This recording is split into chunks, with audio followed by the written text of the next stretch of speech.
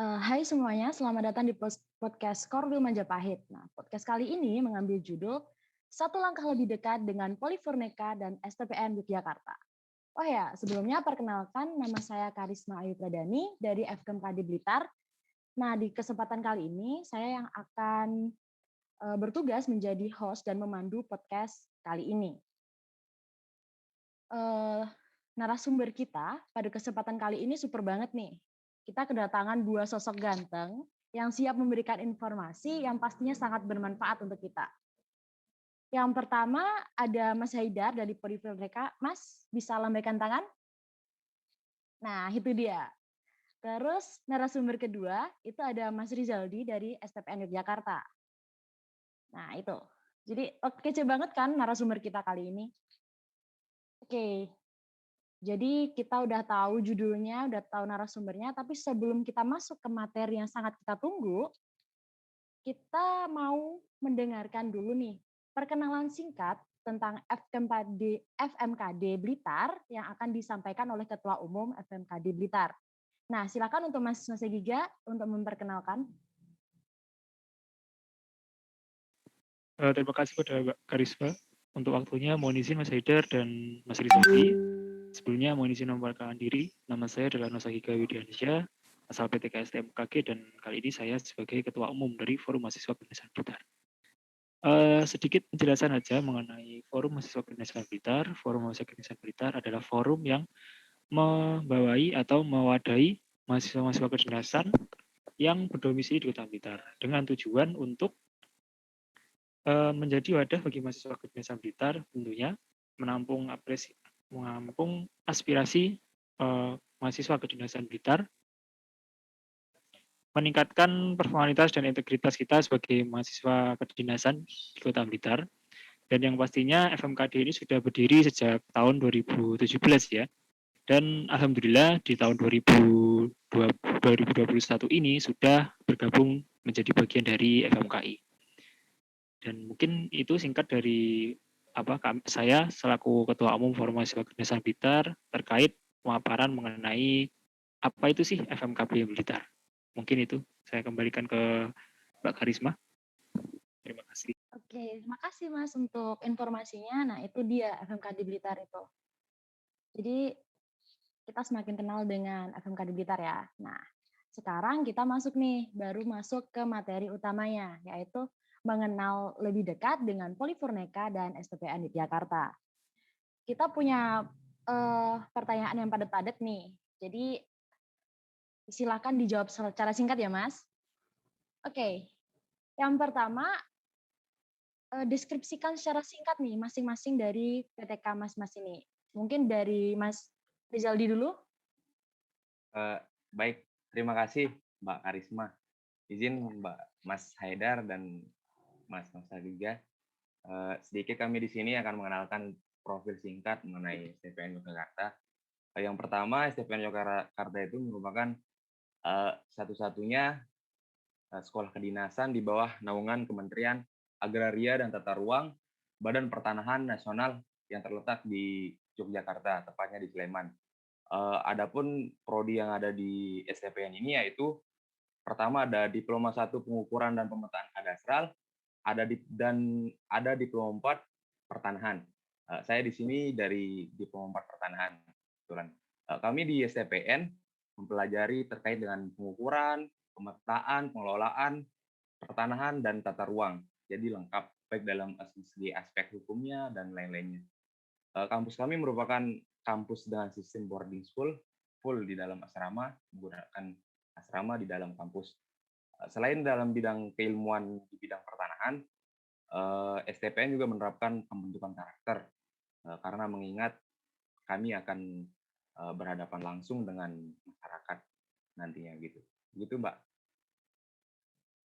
Wah, terima kasih ya untuk penjelasan singkatnya. Jadi untuk teman-teman yang tertarik nih dengan pertanahan bisa langsung nih kepo-kepoin tentang STPN di Jakarta. Nah, kita lanjut ke narasumber kedua, Mas Haidar. Silahkan untuk mengenalkan PTK-nya. Oke, terima kasih Mbak Karisma. Izin menjawab. Jadi Poliforneka itu atau kepanjangan dari Politeknik Industri Furnitur dan Pengolahan Kayu, merupakan politeknik negeri di bawah naungan Kementerian Perindustrian yang terletak di Kabupaten Kendal, lebih tepatnya di kawasan industri Kendal. Dan di Polifurneka ini terdapat 3 program studi, Kak. Yang pertama itu ada program studi teknik produksi furnitur, yang kedua ada desain furnitur, dan yang ketiga ada manajemen bisnis industri furnitur. Jadi di Polifurneka itu membahas tentang furnitur, Kak. Jadi macam-macam furnitur itu dibahas di sana. Seperti apa ya? Rangka-rangka dari meja, kursi, dan bahan-bahan yang digunakan membuat lemari itu dibahas di Polifurneka. Dan juga di Polifurneka itu terdapat banyak fasilitas untuk menunjang pembelajaran ya, Kak. Yang pertama itu ada ruang kelas, yang kedua ada lab komputer Mac dan Dell. Itu digunakan untuk anak-anak desain yang semisalnya mau mengerjakan gambar di komputer. Dan juga ada lab gambar, yaitu digunakan anak-anak desain untuk men-sketch awal dari sebelum diaplikasikan ke dalam komputer. Dan juga ada ruang showroom. Jadi di situ ada berbagai macam-macam jenis-jenis furnitur terdapat di sana. Dan juga yang terakhir ada ruang workshop, Kak. Ruang workshop itu terdapat mesin-mesin. Jadi di Polifurneka itu mesin-mesinnya lengkap sesuai standar dari industri. Mungkin itu saja penjelasannya, Kak. Wah, makasih nih penjelasannya. Jadi tadi pertanyaan sekarang tentang furnitur bagi teman-teman yang tertarik mau belajar tentang furnitur, mengungkapkan kreativitas, bisa langsung kepoin ke Polifurneka. Oke, kita lanjut ke permasalahan yang kedua. Gimana sih prospek kerja masing-masing PTK nih? Mungkin sekarang mulai dari Mas Haidar dulu deh. Silakan Mas. Baik, untuk prospek kerjanya sendiri dari Polifurneka itu sangat menjanjikan ya, karena kita bisa bekerja baik dari sektor terkait dalam hal ini dalam sektor industri ya, Kak. Mungkin dalam instansi pemerintah maupun kita bisa berwirausaha dengan menciptakan lapangan pekerjaan sendiri dengan peluang industri kreatif di bidang furnitur ya, Kak. Karena sekolah kita Polifurneka itu merupakan politeknik negeri satu-satunya yang ada di Indonesia yang bergerak di bidang furnitur nih, Kak. Jadi insya Allah untuk setelah lulus di Polifurneka itu banyak dibutuhkan. Karena juga kan furnitur itu tidak hanya, maksudnya furnitur itu kan digunakan di berbagai macam ya, Kak. Seperti di rumah, di sekolah, di rumah sakit, dan macam-macam. Jadi itu sangat-sangat dibutuhkan bagi ya kita. Mungkin itu saja sih, Kak. Oke, itu teman-teman prospek kerja untuk Polifurneka. Garis besarnya lah. Untuk STPN sendiri bagaimana Mas? Izin Mbak, ini saya menyampaikan terkait dengan pengetahuan saya yang sudah kami dengar dari lembaga. Mungkin nanti kalau ada perbedaan kita mohon harap maklum karena di sini saya hanya sebagai taruna biasa. Sedikit saya jelaskan sebelumnya, sebelum kita membahas terkait dan prospek kerja, saya jelaskan sedikit. Di sini kami ada 3 macam jalur seleksi masuk STPN. Yang pertama ada namanya jalur umum, yang kedua ada namanya jalur tugas belajar, terakhir ada namanya jalur MOU. Nah, untuk jalur tugas belajar itu prospek kerjanya itu sudah pasti karena yang tugas belajar itu sebagian besar dari PNS dan hanya PNS gitu yang sudah pernah diploma 1 di sini dan dikirim melalui kantor masing-masing. Nah, nanti prospek kerjanya setelah lulus dari PNS, maksudnya setelah lulus dari STPN akan kembali ke kantor pertanahan masing-masing yang mengirim gitu. Untuk jalur MOU itu pun sama mirip-mirip, tapi ini yang mengirim pemerintah kabupaten. Nah, setelah lulus dari STPN nanti akan kembali ke kabupatennya, akan diberdayakan di kabupaten masing-masing. Di sini contohnya ada Putra Papua, Aceh, Bangka Belitung, di sini sudah melakukan MOU dan lain-lain masih banyak lagi. Nah, yang saya fokus di sini yang jalur umum. Kebetulan saya juga dari jalur umum. Dari jalur umum ini tidak saklek ke satu tempat. Tidak kita bekerja di kementerian di bawah naungan Kementerian ATR BPN. Nah, kita akan bisa memilih nih. Yang pertama, kita bisa langsung nih kerja, ya sudah pasti bisa langsung kerja di Kementerian ATR BPN, di kantor-kantor pertanahan, membantu di kantor-kantor pertanahan. Yang kedua, rekan-rekan juga bisa bergabung atau bisa membuka sendiri menjadi bosnya di kantor, membuka kantor jasa surveyor kadaster berlisensi. Nah, itu bentuknya swasta. Kita mendirikan kantor swasta untuk membantu pekerjaan-pekerjaan dari kementerian atau BPN. Contohnya mungkin ada program strategis nasional, sekarang bisa kita sebut dengan PTSL. Kebetulan Pak Jokowi sekarang sedang menggencarkan untuk mensertifikatkan tanah-tanah di seluruh Indonesia. Nah, yang terakhir, yang paling menarik mungkin menurut saya di sini, kita bisa bergabung dengan BUMN. Nah, kita bisa bergabung dengan BUMN di bidang pengelolaan aset pertanahan. Contohnya di sini, sekarang STPN ini sedang melaksanakan MOU dengan salah satunya PT Raja Wali Nusantara Indonesia yang bergerak di bidang agro, industri, farmasi, dan perdagangan. Kebetulan di sini kemarin ada beberapa taruna yang dikirim untuk melaksanakan PKL ke perusahaan tersebut, dan alhamdulillah hasilnya sangat memuaskan, dan STPN dan PT Raja Wali Nusantara Indah ini melakukan kerjasama lebih lanjut untuk terkait dengan pemberdayaan taruna ini. Gitu, Mbak. Oke, jadi itu penjelasan tentang prospek kerja dari STPN. Makasih ya, Mas. Oke, kita lanjut ke yang ketiga nih. Aku kepo nih, apa sih motivasi kalian untuk masuk ke sekolah kedinasan yang sekarang Mas-mas ini tempati gitu? Sekarang dari Mas Rizaldi gimana? Untuk motivasi ya, Mbak. Aduh. Karena jujur aja ya, Mbak, ini karena saya orangnya susah diatur, Mbak. Saya termasuk orang yang nakal. Dan jadi saya berpikir untuk tidak menimbulkan masalah ke depannya kepada orang tua, mau nggak mau saya harus mencari sekolah yang bisa mengatur saya gitu. Nah, gimana? Nah, itu mungkin bisa masuk ke sekolah yang boarding school, saya bilang, atau yang kedinasan. Untuk itu saya harus masuk sekolah yang kedinasan. Nah, setelah memilih-milih, kebetulan abang saya juga lulusan dari Diploma 1 PPK di STPN, dan sekarang sedang dinas di NTT, tepatnya di Sumba Tengah. Nah, melihat prospek kerjanya dari abang saya ternyata asik juga nih, bersosialisasi dengan masyarakat, dan seru nih menurut saya. Dan pendidikannya juga ya sudah mirip-mirip lah dengan yang saya inginkan gitu. Jadi saya memutuskan untuk masuk ke TPN gitu, Mbak. Jadi untuk Mas Rizaldi ini peran keluarga sangat penting ya, Mas? Iya, Mbak. Saya juga kan mau nggak mau jangan sampai menimbulkan masalah ke depannya. Saya juga kalau di luar takutnya saya nggak sampai semester 4 sekarang gitu. Kan tahu sendiri nih rekan-rekan kehidupan yang di luar kayak gimana, apalagi saya susah diatur gitu. Gitu, Mbak. Oke. Lalu untuk Mas Haidar sendiri bagaimana, Mas? Motivasi saya sebenarnya sih, saya kan ingin masuk kedinasan itu. Nah, biasanya kedinasan itu kan peraturannya tidak boleh minus ya, Kak. Nah, itu kebetulan ini di Polifonika kan kedinasan dan boleh diperbolehkan untuk menggunakan kacamata. Jadi saya putuskan ya saya ingin mendaftar di sini, dan dukungan orang tua juga baik sih. Mungkin itu sih. Jadi lebih ke sisi syarat masuknya, Ya. memilih. Oke. Ya. Oke, selanjutnya pasti teman-teman yang sedang mendengarkan podcast ini tuh pengen tahu secara singkat tahap seleksinya untuk masuk ke PTK yang sekarang Mas-mas tempat ini. Mulai dari Poliforneka gimana, Mas? Untuk tahap-tahapnya. Oke, baik, saya jawab. Untuk tahap-tahapnya ada jalur penerimaan ya, Kak.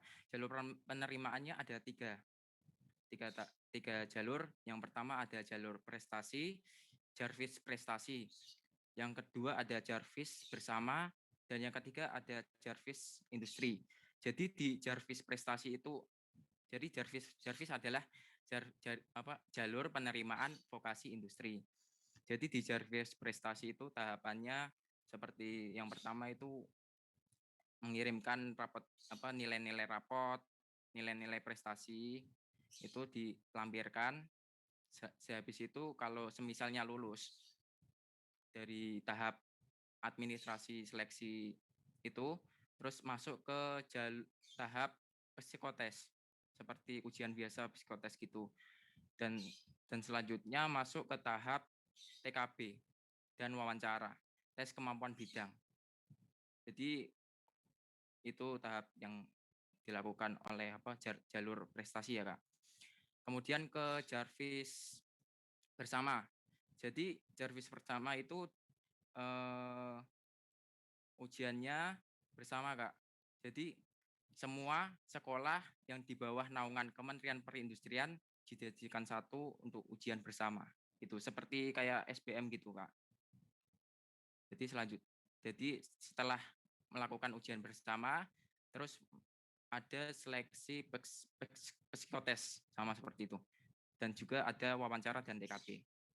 Terus yang jalur industri itu seperti semisal ya, orang industri mau bersekolah di Polifourneka, itu juga bisa dengan melampirkan surat rekomendasi dari perusahaan.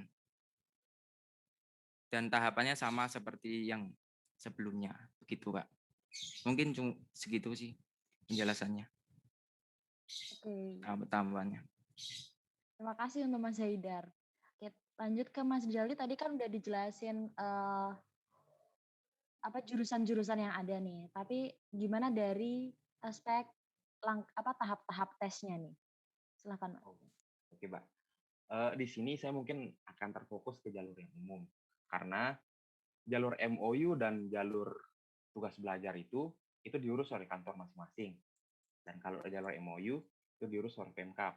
Setelah Pemkab melaksanakan MOU dengan STPN, Pemkab akan melaksanakan seleksi di daerah masing-masing. Gitu. Jadi sifatnya lebih ke internal antara STPN dengan kabupaten. Sedangkan untuk yang jalur tugas belajar memang itu diatur oleh kementerian, dan dilaksanakan seleksinya melalui kantor-kantor wilayah yang ada di provinsi masing-masing, gitu Mbak.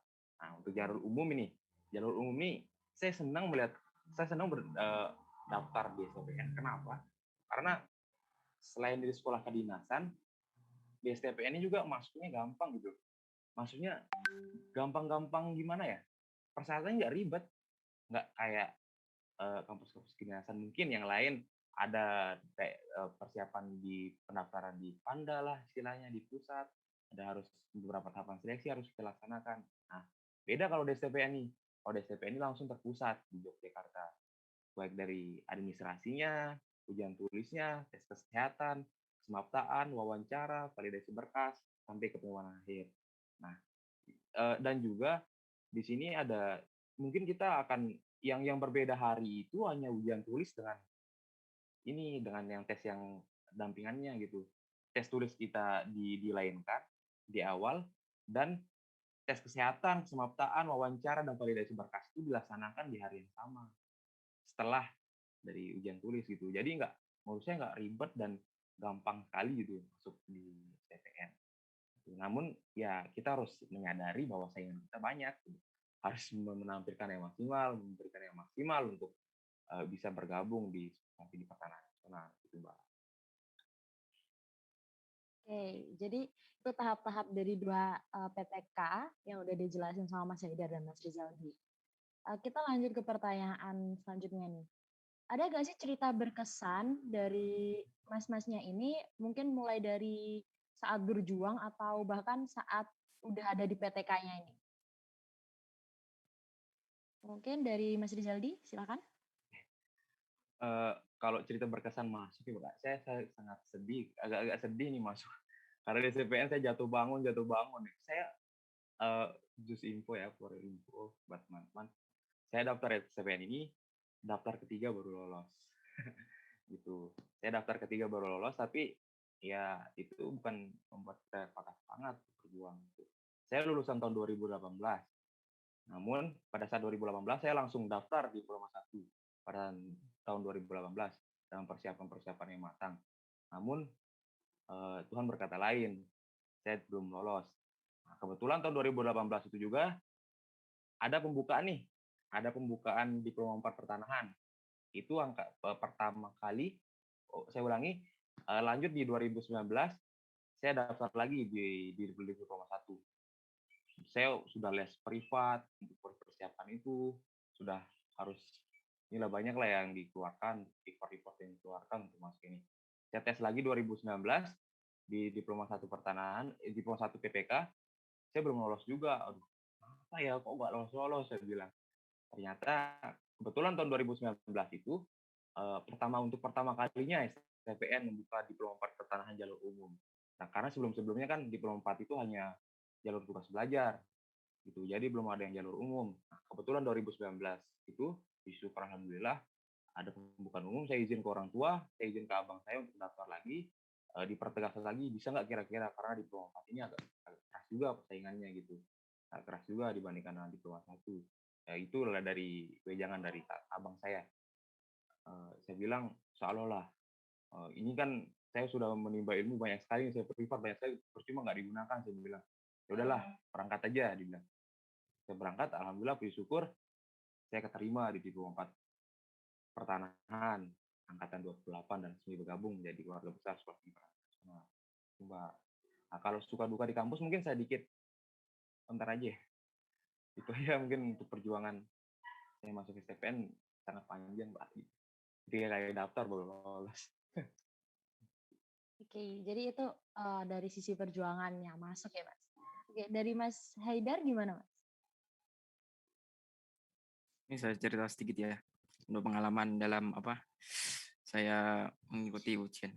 Jadi pada saat itu saat ujian bersama masuk dalam Poliforneka itu, nah kebetulan saya kan lulusan dari tahun 2020 tahun corona ya, dan seleksi masuknya Poliforneka itu dilakukan secara online semua dilakukan secara online dari mulai ujian dan wawancaranya. Nah itu saya harus menyiapkan peralatan seperti laptop, jaringan yang harus lancar. Nah, pada saat itu wifi saya atau wifi internet saya itu lemot pada saat ujian itu. Yang membuat saya itu semakin deg-degan deg-degser gitu.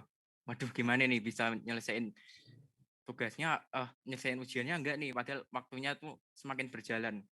Saya kan pada waktu itu ada 60 soal ya, Kak. 60 soal itu diberi waktu sekitar 1 jam, kalau nggak salah 1 jam sampai 1,5 jam ya. Dan itu saya masih mengerjakan soal 30 soal dan waktu kurang 30 menit. Dan itu saya panik, mau gimana lagi, bingung, dan juga kuota HP saya pun habis. Dan akhirnya satu keluarga pun panik. Dan untungnya saja ada saudara yang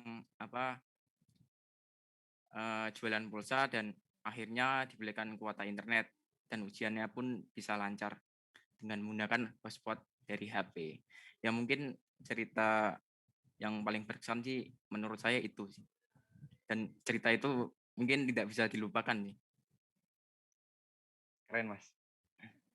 Jadi perjuangannya ya sama-sama gimana perjuangannya, strugglingnya untuk mendapatkan posisi sekarang. Iya. Itu jadi yang ribet itu satu keluarga ya. Iya, Rame langsung. rame langsung panik. Oke. Itu tadi di perjuangan mas-masnya adalah masuk PTK yang saat ini. Terus gimana nih setelah masuk nih? Udah sesuai dengan ekspektasi atau gimana? Silahkan Mas Rizaldi. Saya dulu ya. Untuk saya mungkin di dalam kampus, kami di tingkat 1 itu mungkin, waduh, ternyata nggak seenak yang saya bayangkan gitu. Karena rekan-rekan pasti tahu dan sadar gitu, namanya kampus yang menerapkan sistem boarding school dan menerapkan pembentukan karakter, itu tingkat 1 sangat berat. Rekan-rekan pasti tahu, yang sudah masuk tingkat 1 sangat berat. Ternyata aduh, banget ya. Tapi alhamdulillah sekarang sudah bisa kita jalani.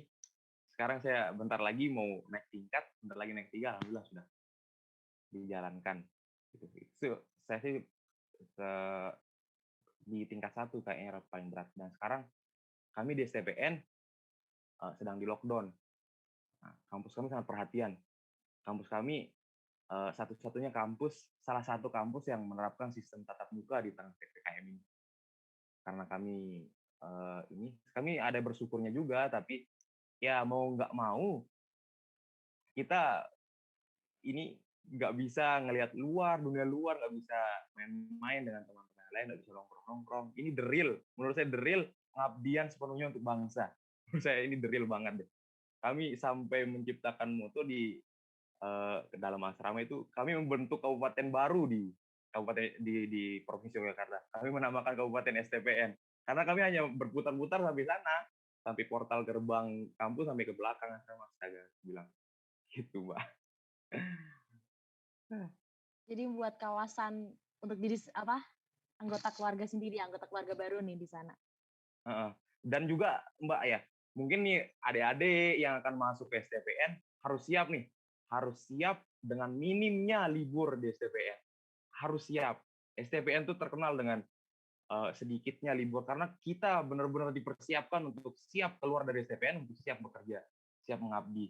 Ketika kita ada libur semester, kita bukannya libur, malah kita dimasukkan kantor untuk membantu tugas kantor. Untuk kita ketahui bagaimana sistem orang kerja di kantor gitu. Jadi rekan-rekan yang mau masuk, yang ingin bertekad untuk langsung kerja setelah ini untuk mendapatkan skill di luar untuk keluar bekal nanti, ini STPN saya rasa sudah sangat baik sekali gitu. Karena kami memang benar-benar liburnya itu mengikuti libur tanggal merah, liburnya PNS. Ketika PNS libur, kami juga libur. Ketika PNS masuk, ya mau gimana lagi, walaupun rekan-rekan yang lain libur, kami harus tetap masuk. Gitu. Mbak. Oke, jadi masuk itu juga perjuangan, ternyata setelah di dalam juga perjuangan. Tapi pastinya nanti hasilnya nggak akan mengecewakan ya, Mas? Siap, amin mudah-mudahan, Mbak. Ya. Oke, dari Mas Haidar gimana, Mas, setelah masuk di sana? Ya, mungkin saya senang ya setelah masuk di Polifonika ya karena saya bisa mengenal berbagai macam teman-teman dari berbagai daerah maupun provinsi juga ya karena kan waktu di SMA kebanyakan teman-temannya cuma di daerah sekitar, maksudnya di daerah sekitar situ saja, tidak sampai di luar provinsi. Mungkin ya ada sih 1 atau 2, tapi tidak semuanya. Ya itu yang membuat saya senang semakin bisa mengenal mereka semua. Mungkin dari dukanya ya mungkin itu kan di Polifonika kan kebanyakan pembelajaran itu praktek ya Kak. Jadi cara dilakukan dengan praktek. Jadi kan sekarang itu masa pandemi, semua dilakukan secara online. Jadi kalau semisal prakteknya online itu kayak kurang greget gitu Pak, kayak kurang wow gitu, kayak tidak bisa nggak dapat memegang feel-nya ya Mas ya? objek yang kita praktekkan gitu. Iya nggak dapat view-nya gitu. Jadi kurang mengenal bagi saya. Jadi sangat Mungkin itu dipengaruhi saja. sama pandemi ini ya? Iya sangat berpengaruh banget. Oke. Jadi itu udah dapat cerita yang bagus, suka dukanya di PTK masing-masing, baik di STPN atau Polifonika. Sekarang nih, kayaknya ini yang paling ditunggu-tunggu nih buat teman-teman yang mungkin sedang menikmati podcast kali ini, yaitu tips dan trik nih gimana untuk mempermudah kita dari pengalaman mas-masnya ini untuk memasuk PTK yang sekarang mas-masnya ini tempati. Jadi mulai dari Mas Haidar dulu, gimana Mas trik tips? Mungkin dari saya tips triknya yang untuk adik-adik yang ingin bergabung di Polifonika ya mulai dipersiapkan dari sekarang, dari awal mulai berusaha untuk belajar ya. Ya karena kan masuk di Polifonika itu tidak mudah, saingannya banyak dari seluruh Indonesia pun. Jadi kita harus mempersiapkan dari awal. Intinya ya harus belajar, mempelajari soal-soal ujian untuk masuk ke perguruan tinggi itu. Terus jangan lupa berdoa ya. Jangan lupa berdoa. Jika kita cuma berusaha doang tidak berdoa kan sama saja tidak kenyang gitu. Bagaikan makan lauk tidak ada nasinya, kayak jadi kurang kenyang gitu. Jadi intinya belajar, berusaha dan berdoa. Mungkin itu saja sih tips trik dari saya. Iya. Tapi di Indonesia kalau makan lauk tanpa nasi itu belum makan loh Mas. Iya. Betul. Oke, lanjut ke Mas Rizaldi nih, gimana nih Mas tips dan triksnya? Ini pengalaman pribadi saya sendiri ya Mbak ya.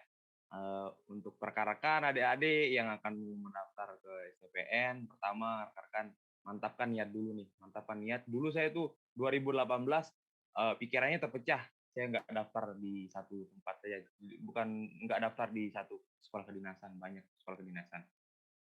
Untuk itu teman-teman jaga-jaga boleh, tapi mantapkan niat kemana kita akan memastikan langkah kita untuk berangkat. Kedua, kurangi maksiat. Ini kurangi maksiat ini sangat berisiko banget rekan untuk ini ke depannya. Selanjutnya minta pertolongan kepada Tuhan Yang Maha Esa, itu kata Mas Haidar tadi. Bagaimanapun kita harus tetap berdoa, minta pertolongan kepada Tuhan Yang Maha Esa. Yang terakhir, ini tips dan trik khusus dari kami dari DSTPN untuk yang akan masuk, pertajam dan sering berlatih soal matematika dasar. Matematika dasar yang sering kita pelajari di SMA itu sangat banyak sekali keluar di soal. Karena di STPN menekankan hitung-hitungannya gitu, Mbak. Oke, jadi buat teman-teman nih, yang penting niat, belajar, terus berdoa gitu. Kalau aku ambil kesimpulannya dari kedua narasumber kita kali ini. Nah, itu udah di pertanyaan terakhir di podcast kita kali ini. Nah, sebelum kita tutup nih, aku mau minta satu kalimat buat teman-teman nih yang mendengarkan, yang ingin masuk ke PTK Masnya, satu kalimat aja buat menyemangati mereka. Mungkin dari Mas Rizal dulu, silahkan. Siap, izin closing statement dari saya. Rekan-rekan yang akan berjuang, kita para pejuang bangsa terus jaga kesehatan. Kita sebagai agen perubahan harus kuat dan tetap sehat. Patuhi selalu protokol kesehatan. Kami tunggu pengabdian kalian, bersama belajar, bersama berlatih untuk bangsa yang lebih baik, bersama Sekolah Tinggi Pertahanan Nasional, Bumi Bakti Adiguna. Salam sehat dari kami, Taruna Bumi Sekolah Tinggi Pertahanan Nasional. Sekian dari saya. Terima kasih atas waktunya Mbak Karisma, Haidar. Terima kasih. Itu saja mungkin dari saya. Terima kasih. Ya, kalimat yang sangat baik untuk menutup. Terima kasih ya Mas buat kalimatnya. Oke, lanjut dari Mas Haidar nih. Kalimat buat teman-teman yang mendengarkan, silahkan. Mungkin untuk saya sih memberi semangat aja ya untuk adik-adik yang mau ingin bergabung kepada Poliforneka ya. Jangan patah semangat dan terus belajar dan berusaha dan berdoa. Pasti kalian bisa untuk masuk di Poliforneka. Tentang kuncinya harus tekun belajar. Mungkin itu sih dari saya. Oke, terima kasih juga Mas buat kalimat penutupnya. Oke, kalimat tadi itu menutup podcast kita kali ini. Buat teman-teman yang mendengarkan podcast kali ini, terima kasih sudah mendengarkan dan semoga informasinya bermanfaat. Maaf bila tadi terdapat salah kata dan sejenisnya, dan tetap semangat, tetap berjuang, jangan menyerah. Terima kasih dari saya, Karisma Ayu selaku host, akan menutup podcast kali ini. Sampai jumpa.